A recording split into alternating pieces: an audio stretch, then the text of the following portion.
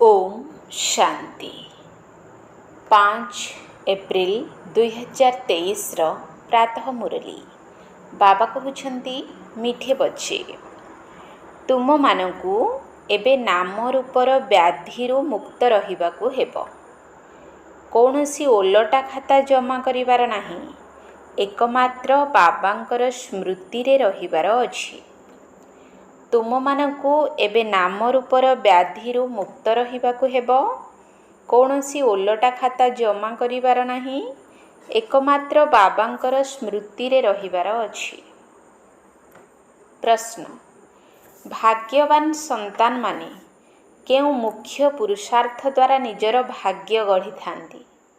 भाग्यवान संतान माने केउ मुख्य पुरुषार्थ द्वारा निजर भाग्य गढ़ी थांती? उत्तर, भाग्यवान संतान माने समस्तंकु सुख देवार पुरुषार्थ करिथांती। मन वचन कर्म रे काहाकु दुख दियंती नाही।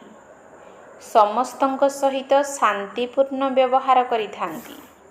तेणु सेमानंकर भाग्य जमा होई चले। एहा हेउछि तुमर ईश्वरीय विद्यार्थी जीवन। तुम मानकु एबे माया ठारू हारिबार नाही, अपार खुशी रे रहिबार अछि। गीत तुम्ही हो माता पिता तुम्ही हो। ओम शांति। समस्त संतान माने एबे मुरली शुणुछंती। जेउ सबु स्थान को मुरली जाउछि समस्ते जानिछंती जे जहाँकर महिमार गायन करा जाउछि से कौनसी साकार नुहंती, ताहा हेला निराकारंकर महिमा। निराकार साकारंक द्वारा एबे सम्मुखरे मुरली शुणाउछंती। एभଳି ମଧ୍ୟ कहिबे, एबे आमे आत्मा तांको सम्मुखरे देखुछु। आत्मा बहुत सूक्ष्म अटे, जहाँकि एही आखि द्वारा देखा जाई न थाए। भक्ति मार्गरे ମଧ୍ୟ जानी थांती जे आमे सब आत्मा बहुत सूक्ष्म अटु, किंतु पूरा रहस्य बुद्धि रे नाही जे आत्मा कौन, परमात्मा को मने पकाई थांती किंतु से कौन। एकथा दुनिया रे केही भी जानी नाहंती, तुमे ମଧ୍ୟ जानी नथिल। एबे तुम संतान मानंकर निश्चय रहिछि जे इए कौनसी लौकिक शिक्षक अथवा संबंधी नुहंती। जेपरि सृष्टि रे अन्य मनुष्य माने अछंती, सेहीपरि एही दादा ମଧ୍ୟ थिले। तुमे जेतेबेले महिमा गाउथिल, तुमेव माताश्च पिता तुमेव, सेतेबेले भाबुथिल बोधुए उपरे केही जणे अछंती। एबे तो बाबा कहउछंती, मु एहांक शरीर मध्यरे प्रवेश करिछि। मु हेउछि सेही एहांक मध्यरे रहिछि। आगरु बहुत स्नेहर सहित भगवान को महिमा गान करुथिले एवं डरुथिले ମଧ୍ୟ। एबे से एहांक शरीर रे आसिछंती। जे निराकार थिले से एबे साकार शरीर को आसिछंती। से ही पिलामानंकु शिक्षा देउछंती। दुनिया रे केही जानी नाहंती जे से कौन सिखाउछंती। सेमाने तो गीतार भगवान श्रीकृष्ण बोली भाबुछंती। कहउछंती से राजयोग सिखाउछंती। अच्छा, बाकी बाबा आसी कौन करुछंती? जदिओ गाउथिले तुमे माता पिता, किंतु तांको ठारू कौन मिली थाए आउ केबे मिली थाए, एक कथा किछि जानी नाहंती। सेमाने गीता सुनी भाबुथिले जे श्रीकृष्ण को द्वारा राजयोग शिखिथिले, पुणी से केबे आसी सिखाइबे। से मध्य ध्यान रे आसुथिबे। वर्तमान एहा सेही महाभारत लड़ेईर समय। तेणु निश्चय श्रीकृष्णकर समय होइथिबो। तेबे निश्चय सही इतिहास भूगोल रिपीट हेबा दरकार। दिन को दिन बुझिबाकु चलिबे, शेषरे सबु बुझिजिबे। निश्चय गीतार भगवान एबे हेबा दरकार। वास्तव रे महाभारत लड़ेई मध्य एबे देखिबाकु मिलुछि। तेबे निश्चय एही दुनियार विनाश हेबो। चित्र रे देखाइछंती पांडव पहाड़ उपरकु चलीगले। तेणु सेमानक बुद्धि रे आसुथिबो वास्तव रे विनाश सम्मुखरे दंडायमान।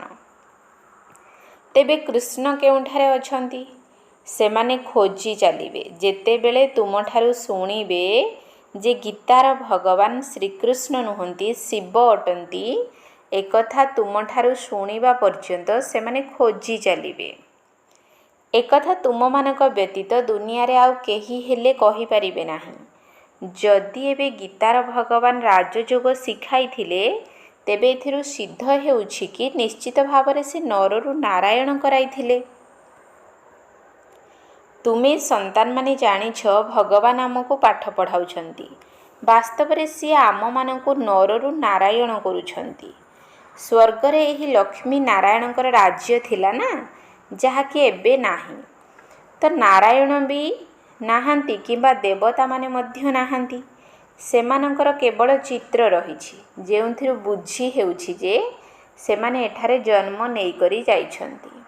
ଏବେ ତୁମେ ଜାଣୁଛ ଏମାନଙ୍କୁ ଆସିବାର କେତେ ବର୍ଷ ହେଲାଣି।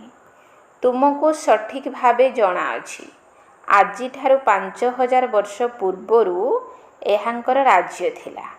ବର୍ତ୍ତମାନ ହେଉଛି ଅନ୍ତିମ ସମୟ। ଏବେ ଲଢ଼େଇ ମଧ୍ୟ ସମ୍ମୁଖରେ ଉପସ୍ଥିତ। ତୁମେ ଜାଣିଛ ବାବା ଆମକୁ ପାଠ ପଢ଼ାଉଛନ୍ତି। ସମସ୍ତ ସେଣ୍ଟରମାନଙ୍କରେ ପଢ଼ିବା ସହିତ ପଢ଼ାଉଛନ୍ତି ମଧ୍ୟ। ପଢ଼ାଇବାର ଯୁକ୍ତି ମଧ୍ୟ ବହୁତ ଭଲ। ଚିତ୍ର ଦ୍ୱାରା ତୁମେମାନେ ଭଲ ଭାବରେ ଏକଥା ବୁଝାଇ ପାରିବ। ମୁଖ୍ୟ କଥା ହେଉଛି ଗୀତାର ଭଗବାନ ଶିବ ନା ଶ୍ରୀକୃଷ୍ଣ। ଫରକ ତ ବହୁତ ରହିଛି ନା। ସଦ୍ଗତି ଦାତା, ସ୍ୱର୍ଗର ସ୍ଥାପନକର୍ତ୍ତା ଅଥବା ଆଦି ସନାତନ ଦେବୀ ଦେବତା ଧର୍ମର ପୁନଃ ସ୍ଥାପନା କରିବାବାଲା ଶିବ ନା ଶ୍ରୀକୃଷ୍ଣ। ମୁଖ୍ୟ ହେଉଛି ତିନୋଟି କଥାର ଫଇସଲା। ଏହା ଉପରେ ହିଁ ଅଧିକ ଜୋର ଦେଇଥାନ୍ତି। ଯଦିଓ ମତାମତ ଲେଖି ଦେଉଛନ୍ତି କି ଏହା ବହୁତ ଭଲ, କିନ୍ତୁ ଏହାଦ୍ୱାରା କିଛି ଫାଇଦା ନାହିଁ। ତୁମର ଯେଉଁ ମୁଖ୍ୟ କଥା ତା ଉପରେ ଜୋର ଦେବାକୁ ହେବ। ଏଥିରେ ହିଁ ତୁମର ବିଜୟ ରହିଛି। ତୁମେ ସିଦ୍ଧ କରି କହୁଛ ଭଗବାନ ହେଉଛନ୍ତି ଏକ। ଏପରି ନୁହେଁ ଯେ ଯେଉଁମାନେ ଗୀତା ଶୁଣାଉଛନ୍ତି ସେମାନେ ମଧ୍ୟ ଭଗବାନ ହୋଇଯିବେ। ଭଗବାନ ଏହି ରାଜଯୋଗ ଏବଂ ଜ୍ଞାନ ଦ୍ୱାରା ଦେବୀ ଦେବତା ଧର୍ମର ସ୍ଥାପନା କରିଥିଲେ। ବାବା ବୁଝାଉଛନ୍ତି ପିଲାମାନଙ୍କ ଉପରେ ମାୟାର ଆକ୍ରମଣ ହେଉଛି। ବର୍ତ୍ତମାନ ପର୍ଯ୍ୟନ୍ତ କେହି କର୍ମାତୀତ ଅବସ୍ଥାକୁ ପ୍ରାପ୍ତ କରିନାହାନ୍ତି। ପୁରୁଷାର୍ଥ କରି କରି ଶେଷରେ ତୁମେ ଏକ ବାବାଙ୍କର ସ୍ମୃତିରେ ରହି ସର୍ବଦା ହର୍ଷିତ ହୋଇ ରହିବ। କୌଣସି ଦୁଃଖର ଛାୟା ଆସିବ ନାହିଁ। ଏବେ ତ ମୁଣ୍ଡ ଉପରେ ପାପର ବୋଝ ବହୁତ ରହିଛି। ତାହା ଯୋଗବଳ ଦ୍ୱାରା ହିଁ ନଷ୍ଟ ହେବ। ସେଥିପାଇଁ ବାବା ପୁରୁଷାର୍ଥର ଭିନ୍ନ ଭିନ୍ନ ଉପାୟ ବତାଉଛନ୍ତି।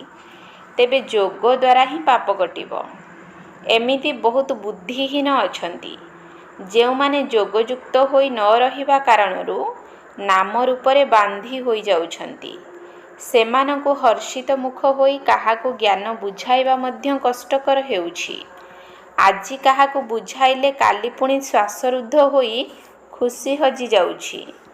ତେବେ ବୁଝିଯିବା ଦରକାର ଯେ ଆମ ଉପରେ ମାୟାର ଏପରି ଆକ୍ରମଣ ହେଉଛି। ସେଥିପାଇଁ ସଦାସର୍ବଦା ବାବାଙ୍କୁ ମନେ ପକାଇବାକୁ ହେବ। ବାକି କାନ୍ଦିବା ଅଥବା ବ୍ୟତିବ୍ୟସ୍ତ ହେବା ଉଚିତ ନୁହେଁ। ବୁଝିଯିବା ଦରକାର ଯେ ମାୟା ଜୋତା ମାରୁଛି। ସେଥିପାଇଁ ପୁରୁଷାର୍ଥ କରି ବାବାଙ୍କୁ ମନେ ପକାଇବାକୁ ହେବ। ବାବାଙ୍କ ସ୍ମୃତି ଦ୍ୱାରା ବହୁତ ଖୁସି ଆସିବ। ମୁଖରୁ ତୁରନ୍ତ ଜ୍ଞାନଯୁକ୍ତ ବାଣୀ ବାହାରିବ। ପତିତ ପାବନ ବାବା କହୁଛନ୍ତି ମୋତେ ମନେ ପକାଅ।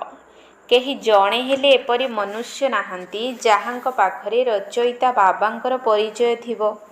ଯଦି ମନୁଷ୍ୟ ହୋଇ ବାବାଙ୍କୁ ନ ଜାଣିଲେ, ତେବେ ଜୀବଜନ୍ତୁଙ୍କ ଠାରୁ ମଧ୍ୟ ହୀନ ହୋଇଗଲେ। ଗୀତାରେ ଶ୍ରୀକୃଷ୍ଣଙ୍କ ନାମ ଲେଖିଦେଇଛନ୍ତି, ତେଣୁ ସେମାନେ ବାବାଙ୍କୁ କିପରି ମନେ ପକାଇବେ? ଏହା ଏକ ବହୁତ ବଡ଼ ଭୁଲ ଅଟେ, ଯେଉଁ ବିଷୟରେ ତୁମମାନଙ୍କୁ ବୁଝାଇବାକୁ ହେବ।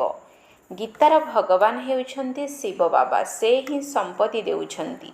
ସେ ହିଁ ମୁକ୍ତି, ଜୀବନ ମୁକ୍ତି ଦାତା ଅଟନ୍ତି। ଅନ୍ୟ ଧର୍ମାବଲମ୍ବୀମାନଙ୍କ ବୁଦ୍ଧିରେ ଏକଥା ରହିବ ନାହିଁ। ସେମାନେ ତ ନିଜ ନିଜର ହିସାବ କିତାବ ଯୁକ୍ତ କରି ଘରକୁ ଚାଲିଯିବେ। ଶେଷ ସମୟରେ ଅଳ୍ପ ପରିଚୟ ମିଳିଲେ ମଧ୍ୟ ନିଜ ଧର୍ମକୁ ଚାଲିଯିବେ। ତୁମକୁ ବାବା ବୁଝାଉଛନ୍ତି ତୁମେ ମାନେ ଦେବତା ଥିଲ, ଏବେ ପୁଣି ବାବାଙ୍କୁ ମନେ ପକାଇଲେ ତୁମେ ଦେବୀ ଦେବତା ହୋଇଯିବ। ବିକର୍ମ ମଧ୍ୟ ବିନାଶ ହୋଇଯିବ, ତଥାପି ମଧ୍ୟ ଓଲଟା ସିଧା ଧନ୍ଦା କରୁଛନ୍ତି।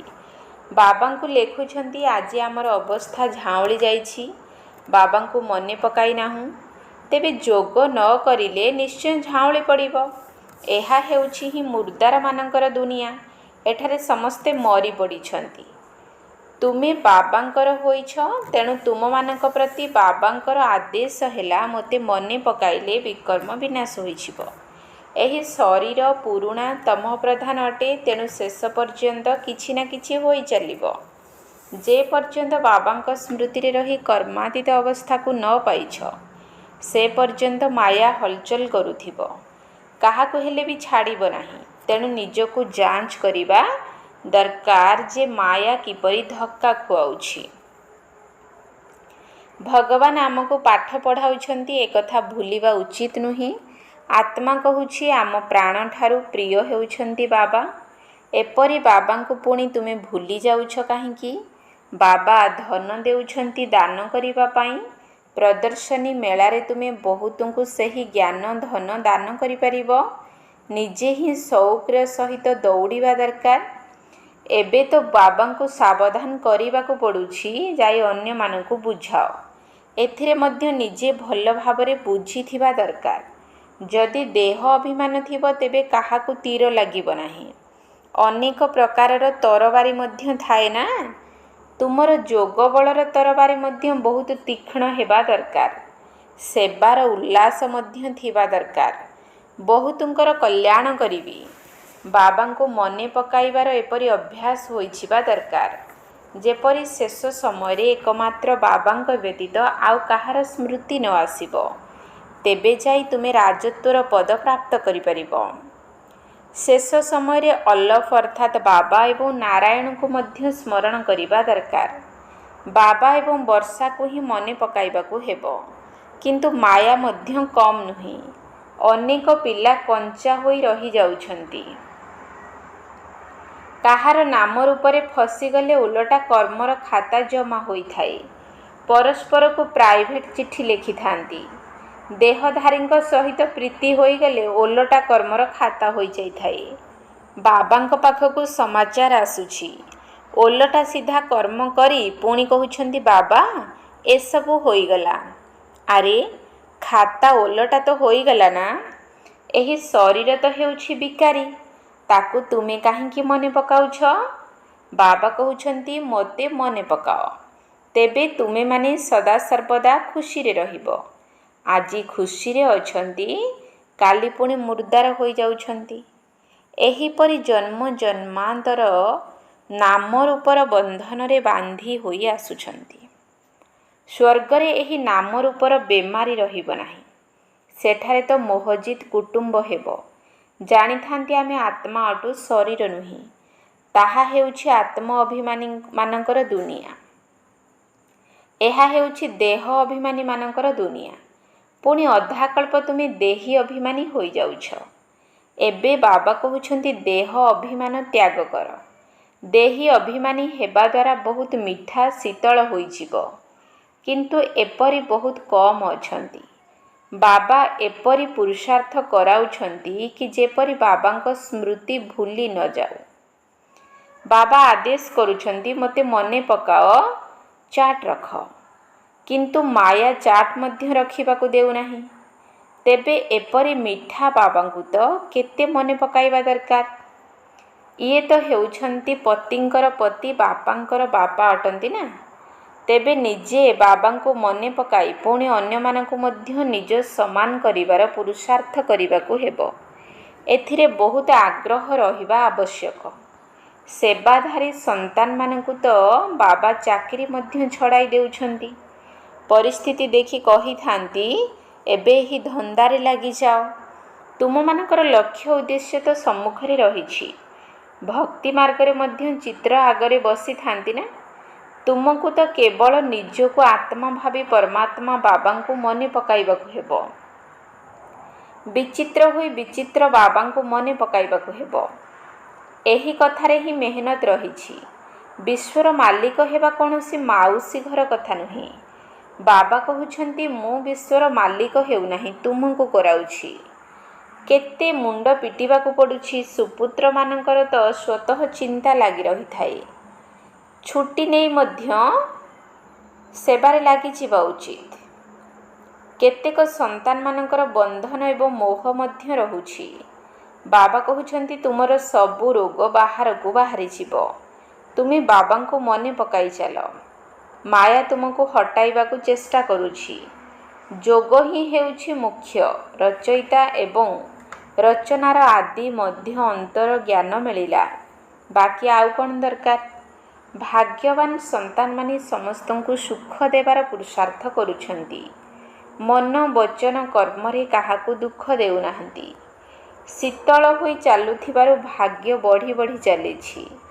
जदि ज्ञान केही बुझु नाहंती तेबे बुझा जाउछि एहांक भाग्य रे नाही। जहांक भाग्य रे अछि से भल भाबरे सुनुछंती। अनुभव मध्य सुनाउछंती ना कौन कौन करुथिले। एबे जना पड़ुछि जहा किछि करिछ ताहा द्वारा केवल दुर्गति ही होइछि। बाबा को मने पकाइले सद्गति पाइबो। तेबे बहुत मुश्किल रे केही घंटाए अध घंटा जोग करुथिबे नचेत ढुलाउथिबे। बाबा कहउछंती अधा कल्प हेबो एणे तेणे घूरी बुलिल। एबे बाबा मिलिछंती। तुमर यह विद्यार्थी जीवन अटे तेणु खुशी रे रहिबा दरकार ना। किंतु बाबा को बारंबार भूली जाउछंती। बाबा कहउछंती तुमे हेउछ कर्मयोगी। दुनियार धंदा आदि तो निश्चित करिबाकू हेबो। निद मध्य कम करिबा भल। जोग बल द्वारा रोजगार जमा हेबो एवं खुशी मध्य रहिबो। तेणु जोगरे बसिबा निहाती जरूरी। दिन रे तो फुर्सत मिलु नाही। सेथिपाई रात्रिर समय बाहर करिबा उचित। जोगयुक्त होई रहिले बहुत खुशी मध्य रहिबो। जदि काहार बंधन आदि थिबो तेबे से मध्य कहि परिबे कि मते तो बाबांक ठारु वर्षा नेबाकू हेबो। एथिरे मते केही अटकाई परिबे नाही। केवल गवर्नमेंट को जाई बुझाओ जे विनाश सम्मुखरे उपस्थित। बाबा कहउछंती मते मने पकाइले विकर्म विनाश हेबो एवं एही अंतिम जन्म रे पवित्र हेबाकू पड़िबो। सेथिपाई आमे पवित्र हेउछु। किंतु एकथा सही माने कहिबे जहांकर ज्ञानर मस्ती थिबो। एपरि नुहे जे एठाको आसी पुणी देहधारी मानकू मने पकाउथिबो। देह अभिमान रे आसी लड़े झगड़ा करिबा एहा जेपरि कि क्रोधर भूत होइगला। बाबांकर दृष्टि क्रोधी मानक उपरे केबे हेले पड़े नाही। बाबा सेवाधारी मानकू स्नेह करिथांती। किंतु तुम मानक ठारे देह अभिमानर चलणी देखा जाउछि। बाबा को मने पकाइले गुलगुल हेबो। एहा ही हेउछि मूल कथा। परस्पर को देखि मध्य बाबा को मने पकाइबाकू हेबो। हाड़ भंगा सेवा करिबा उचित। ब्राह्मण माने परस्पर मध्यरे क्षीरखंड होई रहिबा उचित। लुण पानी हेबा अनुचित। किंतु बुद्धि नथिबा कारणरू परस्पर को घृणा बाबा को मध्य घृणा करुछंती। एभली पिला केउ पद पाइबे। तुमको साक्षात्कार हेबो। पुणी से समय स्मृति आसीबो आमे एही भूल करिछु। बाबा पुणी भी कही देउछंती भाग्य रे नथिले कौन करि परिबो। अच्छा मीठा मीठा सिकिलधे संतान मानक प्रति माता पिता बाप दादांकर मधुर स्नेह संपन्न शुभेच्छा एवं सुप्रभात। आत्मिक पितांकर आत्मिक संतान मानकू नमस्ते। आत्मिक संतान मानकर आत्मिक बाप दादांकू नमस्ते नमस्ते नमस्ते। सुप्रभात। धारणा पाई मुख्य सार 1 नंबर पॉइंट। निर्बंधन जीवन यापन करिबा पाई ज्ञानर निशा चढ़ी रहिबा उचित। देह अभिमानी चाली चलन न रहू। परस्पर भितरे संबंधरे तिक्तता बा लुण पानी रखिबार संस्कार रहिबा उचित नुहे। जदि देहधारी सहित स्नेह रहिबो तेबे बंधन मुक्त होई परिबो नाही। निर्बंधन जीवन यापन करिबा पाई ज्ञानर निशा चढ़ी रहिबा उचित। देह अभिमानी चाली चलन न रहू। परस्पर भितरे संबंधरे तिक्तता बा लुण पानी रखिबार संस्कार रहिबा उचित नुहे। जदि देहधारी सहित स्नेह रहिबो तेबे बंधन मुक्त होई परिबो नाही। 2 नंबर पॉइंट, कर्म योगी होई रहिबाकु हेबो, जोगरे निश्चित भावरे बसिबाकु हेबो, आत्म अभिमानी होई बहुत मीठा एवं शीतल हेबार पुरुषार्थ करिबाकु पड़िबो, सेबारे हाड़भंगा परिश्रम करिबाकु हेबो। कर्म योगी होई रहिबाकु हेबो, जोगरे निश्चित भावरे बसिबाकु हेबो, आत्म अभिमानी होई बहुत मीठा एवं शीतल हेबार पुरुषार्थ करिबाकु पड़िबो, सेबारे हाड़भंगा परिश्रम करिबाकु हेबो। वरदान, श्रीमत सहित मनमत एवं जनमत अर्थात परमतर मिश्रण को समाप्त करुथिबा सच्चा स्वकल्याणी हुओ। श्रीमत सहित मनमत एवं जनमत अर्थात परमतर मिश्रण को समाप्त करुथिबा सच्चा स्वकल्याणी हुओ। बाबा संतान मानकु समस्त खजाना स्वकल्याण एवं विश्व कल्याण करिबा पई देइछंती, किंतु सेगुड़ी को व्यर्थरे खर्च करिबा, अकल्याण कार्य लगाइबा, श्रीमतरे मनमत एवं जनमतर मिश्रण करिबा, एहा हेउछि अमानत को आत्मसात करिबा। एबे एही भଳି अवैध आत्मसात को एवं मिश्रण को समाप्त करी आत्म अभिमानी स्थिति तथा दया भाव को धारण कर, निज उपरे एवं समस्तଙ୍କ उपरे दया रखी स्वकल्याणी हुओ। स्व को देख, बाबा को देख, अन्य मानकु देख नाही। स्लोगान, सदा हर्षित सेही माने रही पारिबे जेउ माने केउठारे भी आकर्षित न हेबे।